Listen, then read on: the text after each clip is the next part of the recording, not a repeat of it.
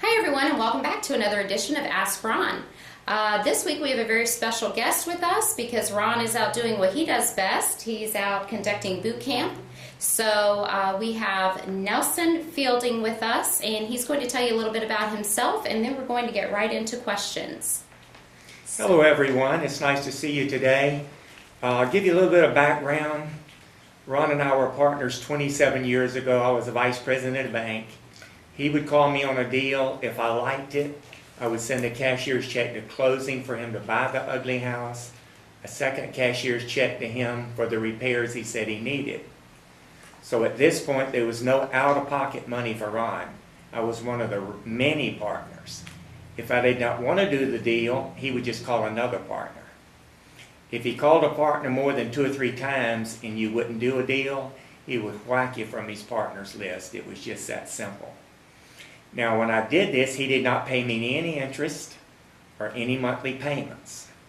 When he sold the house, I got reimbursed all the money I had advanced, and I got 50% of the profit. So I loved it. I was writing checks, making deposits. Okay, well thank you, Nelson. Let's go ahead then and get started with the questions. You ready? Yes. Okay, our first question today comes from Chris Holloway. Chris writes in and says, how does it affect the loan if you change title to a land trust, and where do the taxes go, or who are they sent to? Also, if you take title to a property subject to, do you get to write off the interest payments and the taxes if the loan is still in the previous owner's name, even though you have the deed to the property? Good. Thanks, Chris, for sending this in.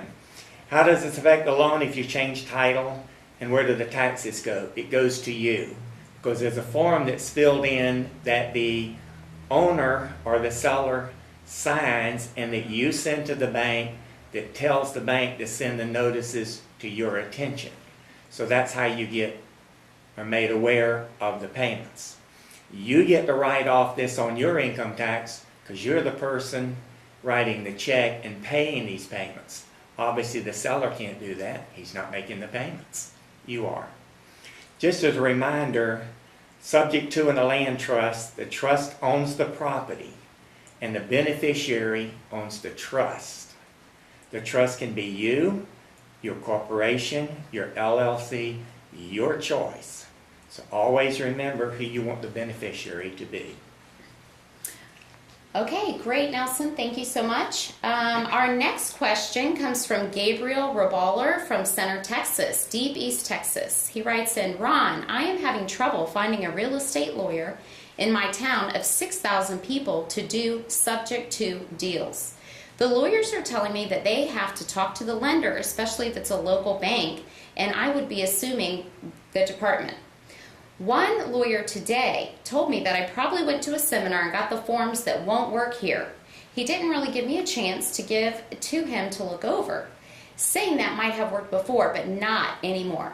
I have talked to all of my real estate attorneys in my hometown and another 30 miles away as well. Any suggestions? Looking for a lawyer badly to be on my team.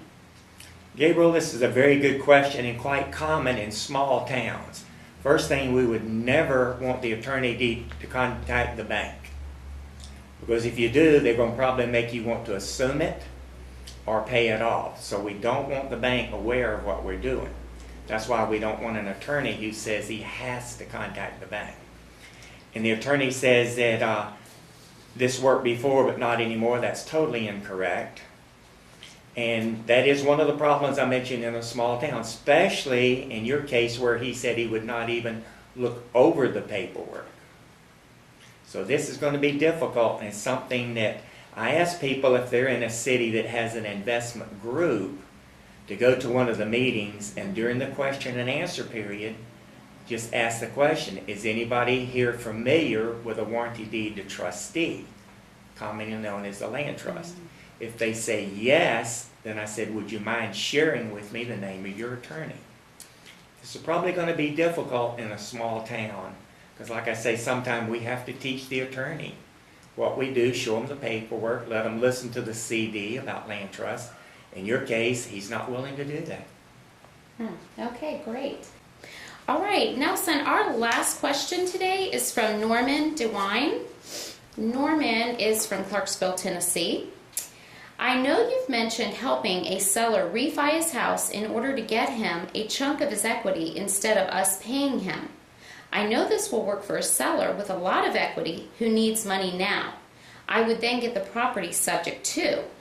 My questions are, first, how to do it. Second, what to say to the seller. And third, could it be done and then get the house with a lease option from the seller? Yes, Norman, it is possible to do this, and this is usually people who want their equity out of their house. Now, obviously, they would rather somebody just buy it, get a new loan, pay off their loan. But if they do have equity, we would recommend to them that if they refinance it, they've got the cash that they need. Then we would take over the property subject to the mortgage, put it in a land trust. We would not want to do a lease option, primarily because it's always better to have ownership of the property than doing a lease option. Okay, great. All right, Nelson, well, thank you so much for joining us today, and thank you everyone for tuning in, and we will see you again next week on Ask Ron. Thank you again, and I look forward to speaking to y'all on the hotline. Make some deals happen.